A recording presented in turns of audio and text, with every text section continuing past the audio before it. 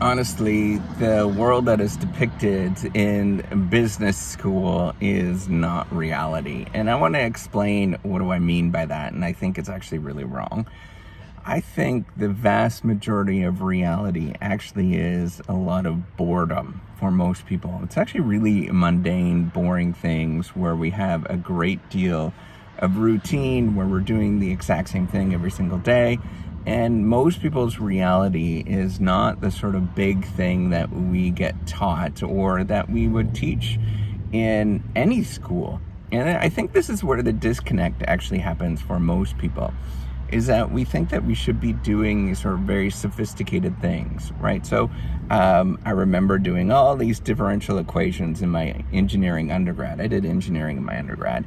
And, we do all these massive equations and all this kind of stuff. The problem is that is the outlying case. Nobody does that in their regular job, except for maybe the one person out of the 10,000 that you're being prepared to actually be able to do. But most people, it's pretty routine. It's pretty boring. It's ordinary. It's like picking up and getting a broom and actually doing something like that, or actually having a conversation with somebody in kind of a relaxed way.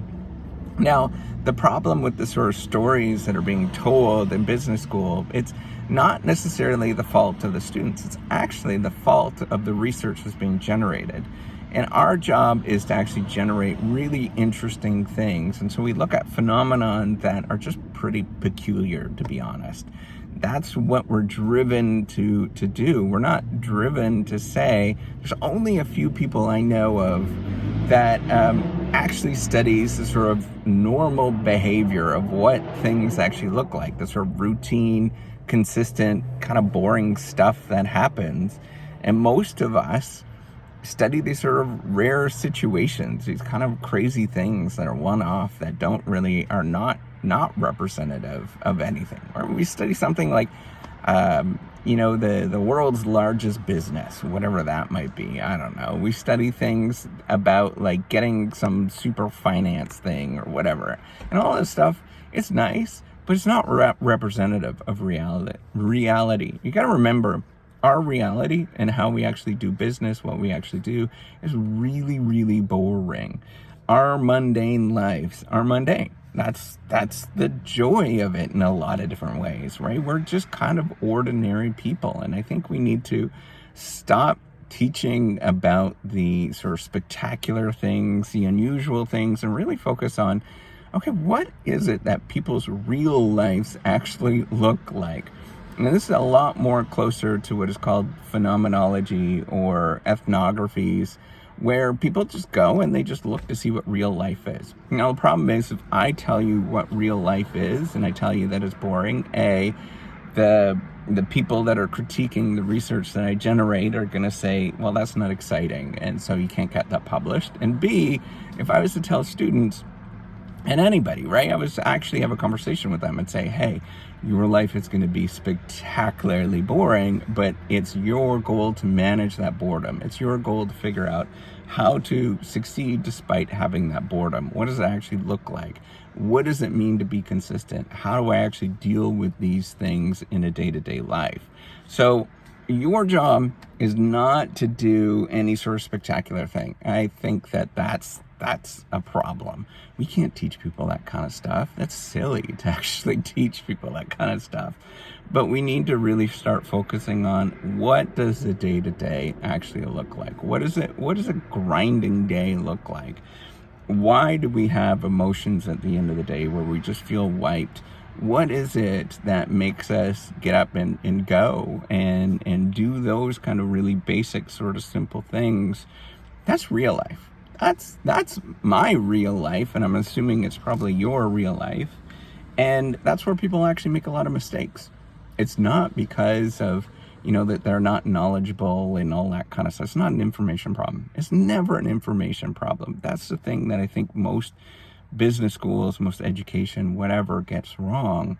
It's the fact that there's this consistency, this getting up, this doing the same thing, how do you make life happen around you so you could do the same thing every day but still do well. What does that actually look like? That's why I talk about like just doing simple ratios. If you're going to invest in something, right, invest 15% of everything that you ever make in index funds, mutual funds. It's really simple. It's not fancy. I'm not going to get out and I'm not going to tell you to go buy Bitcoin and I don't know what the next flavor is. I don't know, cryptocurrency right now. I guess ChatGPT, AI stuff, any of that kind of stuff. That's silly, right? Like that is silly. That is what's going to get you burnt. It's the normalcy. It's the sort of mundane things. It's the getting up and doing the same thing every day. That's how you actually get to where you want to go to. And it doesn't matter whether you are somebody that's 3 years old or somebody that is 75 years old, a CEO, whether you actually push a broom, it's always the same thing. It's the same thing. It's the consistency, doing the same thing, and figuring out how do I build a life that will allow me to actually step away from that. That's my goal. That's what I want you to do, is to think about, I don't want you to work your whole life doing something that's stupid. It's absolutely stupid. I want to get you as quickly as possible that you could just do whatever the hell that you want to do, right? So investing 15% of everything you ever make in index funds and long-term mutual funds that have been around for a long time. There's big companies that you are well aware of that you can probably find and invest in those. You get insurance, life insurance, the sort of simple things like that. Life insurance really matters. Health insurance in the United States really matters. These kind of mundane, boring things, they consume a lot of time. They're really tedious, but they're the things that will get you from here to there. It's not, that's why I try to tell you, like my life, you see my life. I'm sitting in the car most of the time. That's probably most of your life. I'm scooting from here to there, doing groceries, these kind of things. That's my life. That is what real people actually do. And if you don't, you're really strange and unusual. Most people's lives are really mundane. It's the same thing.